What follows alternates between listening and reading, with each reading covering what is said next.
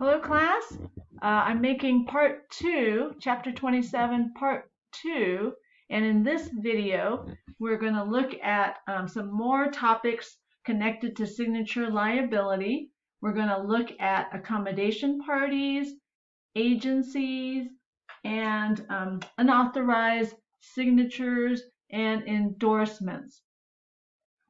Let's start with accommodation parties. All right, the definition of an accommodation party is a person who signs the instrument for the purpose of lending his or her name as credit to another who is also on the instrument. So an example of that would be like a co-signer. All right, if you need to borrow money from the bank and your credit's not very strong, the bank may ask you, do you have a co-signer, perhaps a family member with stronger credit, who will come in and also sign the loan, sign the note with you, right? That would be an accommodation party. So you can have two people, two parties to this accommodation that's going on. You have the accommodation party and you have the accommodated party. All right, so the accommodation party is the one who will pay the instrument should the accommodated party, the party with the weaker credit, not pay.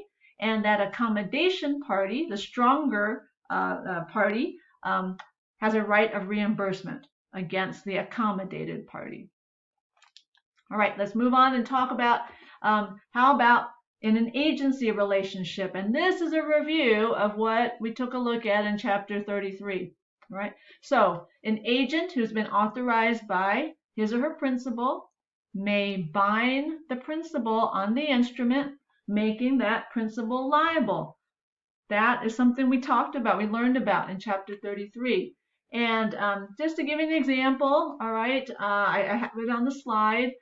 The agent must, when they sign, when he or she signs, has to indicate the agency relationship clearly. For example, Bob, comma, agent for Thomas, comma, principal. Very clear. You know that when Bob signs this, he is signing as an agent for another person and so should not be held personally liable. Now, if the agent gets mixed up and signs both his principal's name and his own name, all right, individually, then both the principal and the agent will be liable on that instrument. And there's an example in your textbook. It's example 27.9. It's on page 500. I should have adjusted that, but I guess I missed it. I'm going to go out now to your textbook, put it up on the screen for you.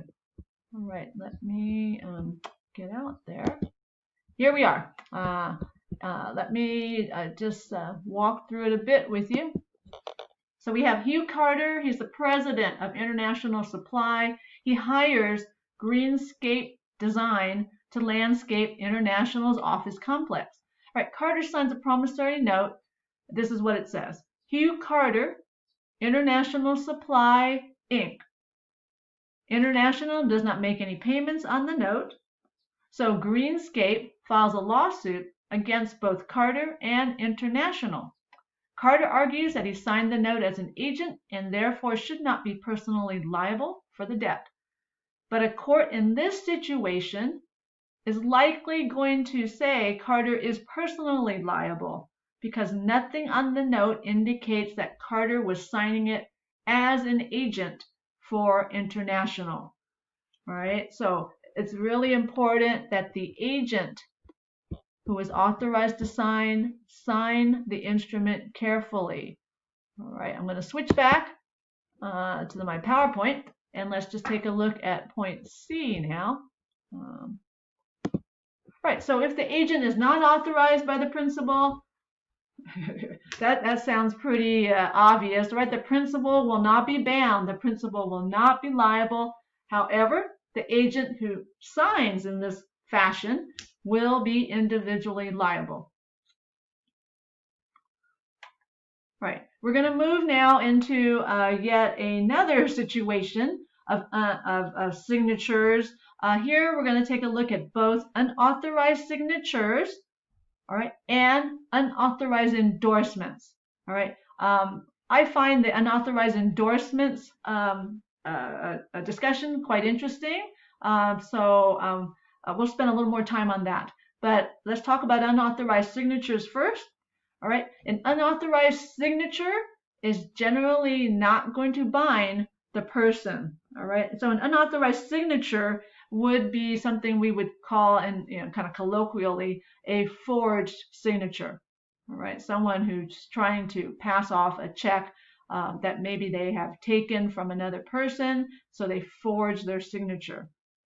All right, there are some exceptions to this general rule that the unauthorized signature is not going to bind the true owner of the account. All right, those exceptions are ratification. So if the person whose name has been forged should ratify it after the fact, approve it after the fact, that will then bind the person, all right, the owner of the account. Or if there's some negligence that's apparent in the situation. For instance, if the owner of the checkbook leaves their checkbook lying out, and that really opens them up for someone to steal it from them and then take it and forge their name, that'll be factored in. The responsibility for keeping the check safe is the account owner's, and so the bank may argue that there is some negligence, and therefore the bank should not be entirely responsible to pay on a check. All right, I think we've heard those ideas before. Those should not cause you any difficulty, but let's move on and look at letter B here, unauthorized endorsements. All right, so first you have to learn the general rule, all right, and then we'll talk about the two exceptions. So when we're talking about an endorsement, remember what we studied. We use an endorsement to transfer the instrument, right? If you have a paycheck and you want to deposit it in your bank account, you endorse it, you transfer it over to the bank, and the bank puts cash into your account. All right, that's the endorsement. So the general rule is that the first party to take this instrument with an unauthorized endorsement will bear the loss, bear the burden of the loss. So banks, when they cash your checks, they ask for identification. They want to know who they're dealing with. So if you're a customer, they have an easier time checking out your identity, right? They ask for your ATM card, your debit card. They ask to, they already have you on record, and they know that you have money in the bank. So if anything goes awry, they can always just reverse the deposit, basically. All right. So they don't have any problem generally with a customer. But when they have a non-customer come in with a check, perhaps it is a check drawn on one of their customers' accounts, they know that the burden will be on the bank should they cash the check improperly without knowing who they're cashing it for. All right. So general rule is the first to take. With an unauthorized endorsement, they bear the loss. That person bears the loss. Now, we have a couple of exceptional situations, and I will make a videotape, a separate videotape, so we can look at the reviewing problem, which applies the concepts of unauthorized endorsements. But let's talk about them here. The two exceptions are for one, the imposter, and the second one is for the fictitious payee. All right. Let's talk about the imposter. So an imposter, I don't know if you know this term. You don't hear it so often anymore, all right? But an imposter is someone who pretends to be another person, all right? They, you can think of them as a con man. Maybe that's a way, or some kind of grifter that pretends to be someone that they're not, okay? And they induce, they get the maker of the instrument, they get the drawer on a check to issue that instrument to them. All right, so there is some misrepresentation to get the check made out to the imposter. All right, So, there used to be a good example in your book when I first started teaching. So that's that's a few decades ago. But, at that time, there was a very, very well-known celebrity who was always raising money for a certain charity. And, you may know Jerry Lewis's name, but Jerry Lewis was always involved with muscular dystrophy. And he raised a lot of money for the cause of finding a cure and treatment for muscular dystrophy. All right. So if someone were to pretend to be Jerry Lewis, let's just say, and they meet someone who is taken in and believes they are dealing with the real Jerry Lewis, all right? They write a check out because they think it's a good cause and they trust Jerry Lewis, all right, the famous comedian, all right? That would be a situation with an imposter, all right? That imposter now, the fake Jerry Lewis, takes the check to the bank, all right?